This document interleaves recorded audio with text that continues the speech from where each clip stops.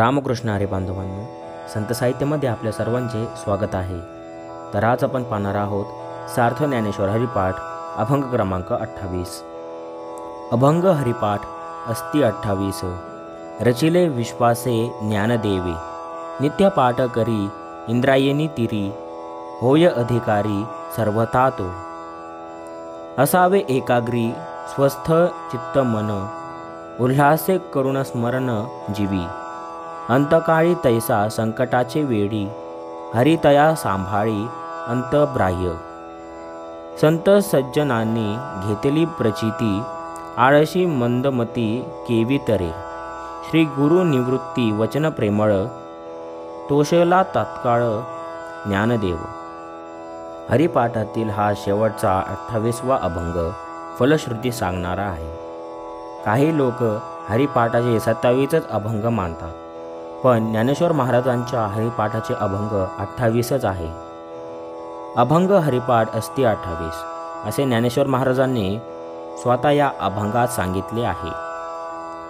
त्यामुळे 28वा अभंग कोणता हा प्रश्न उपस्थित होत नाही। परमात्मा 28 युगे विटेवर उभा आहे। ही युगे कधी 27 अथवा 29 होणार नाही, हे लक्षात घेण्यासारखे आहे। या संदर्भात जुने वेळवली विटंकी उभाही नामदेव महाराजांची विठोबाची आरती, तसेच युगे झाली 28 अजूनी का न म्हणाली बैस, हा तुकाराम महाराजांनी पुंडलिकाला केलेला खडा सवाल लक्षात घेण्याजोगा आहे। बाह्यता पहिल्या सूर्याचा 12 कडा व चंद्राच्या 15 कडा आहेत। या 27 कडांवर व्यवहार चालतो, परमार्थ नाही। परमार्थात चंद्राची 16वी कळा आहे। 16 आणि 12 मिळून 28, म्हणून परमात्मा 28 युगेच उभा आहे व हरिपाठाचे अभंग हेही 28च आहे। चंद्राची 16वी कला भगवान शंकरांनी आपल्या मस्तकी धारण केली आहे। ही 16वी कला जर चंद्राच्या 15 कळांत मिसळली तर सारे विश्व ब्रह्मरूप होऊन तेथे व्यवहार राहणार नाही। 100 नंबरी सोने जर पाहिले तर माणूस वेडा होतो। असे सोने बाजारात येतच नाही। जरा कमी कसं असला म्हणजेच व्यवहार होतो। 12-16 जणी हरिसी नेनती अशी अवस्था असल्याने त्या रात्रंदिवस फिरत आहे आणि या जीवनाच्या गतीच्या परिश्रमामुळे जीवाचे बाहेर भ्रमण चालू आहे। या 12-16चे जर ऐक्य झाले तर अनाहत नाद होतो आणि त्या नादानुसंधानात आत्मसाक्षात्कार होतो, असा महिपतींचा अनुभव आहे। 12-16 जणी गडे ग 12-16 जणी, मिळवणी येती गलका करीती म्हशी गेल्या घेऊनी। या पदात महिपती ज्याला गलगा म्हणतात तो चैतन्याचा ध्वनी आहे आणि तो 28 कलांतून प्रगट झाला आहे। या 12-16चे ऐक्यातून श्रीहरीची अनुभूती आहे, हे स्पष्ट करणारा हरिपाठ असल्याने याचे अभंग 28च आहे, याबद्दल कोणताही संदेह राहणार नाही।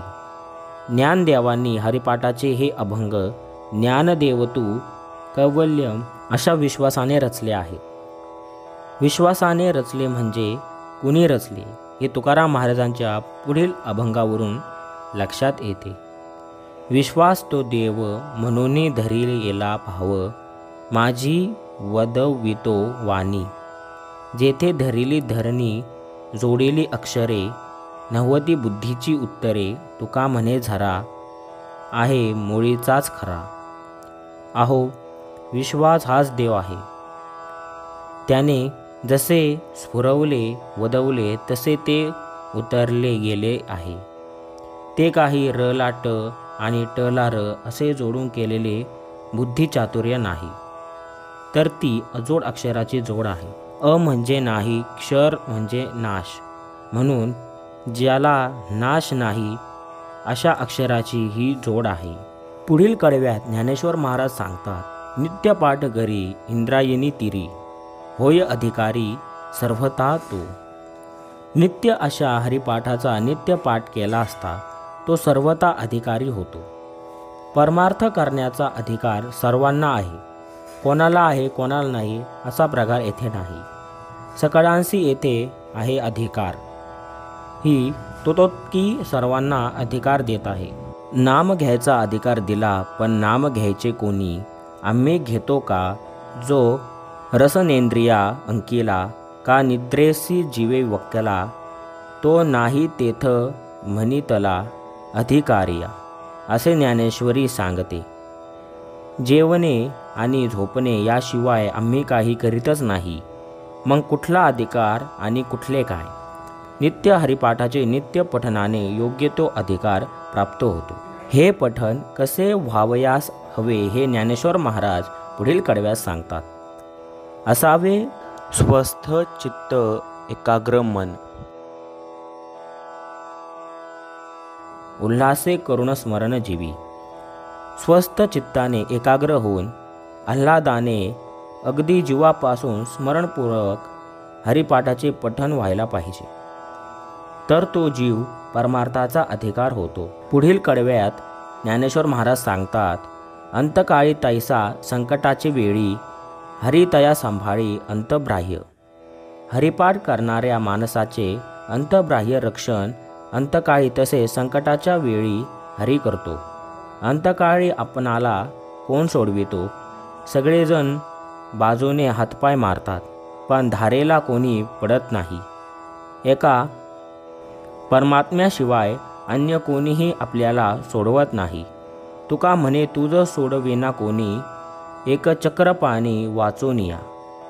ही तुकोतकी हीच गोष्ट स्पष्ट करते. अंतकाळी व संकटाचे वेळी हरी रक्षण करतो याची प्रचिती नित्य हरिपाठाचे नित्य श्रवण करणाऱ्यांनी घेतली आहे. जे साधनांचा आळस करणारे आहेत त्यांना ही प्रचिती कशी येणार हा प्रश्न आहे. हीच गोष्ट ज्ञानेश्वर महाराज पुढील कडव्यात सांगत आहे. संत सज्जनांनी घेतली प्रचिती आळशी मंदमती केवी तरे. आता हरिपाठाच्या शेवटच्या अभंगाच्या शेवटच्या कडव्यात ज्ञानेश्वर महाराज म्हणतात. श्री गुरु निवृत्ती वचन प्रेमळ, तोषला तात्काळ ज्ञानदेव. हरिपाठ रचल्यावर ज्ञानेश्वर महाराजांनी तो आपले सद्गुरू निवृत्तीनाथ महाराज यांना दाखविला. तेव्हा निवृत्तीनाथांना फार आनंद झाला. त्यांनी धन्योकदार काढले आणि प्रत्यक्ष सद्गुरूंनी कौतुक केल्यामुळे ज्ञानेश्वर महाराजांना अत्यंत संतोष झाला. रामकृष्ण हरी.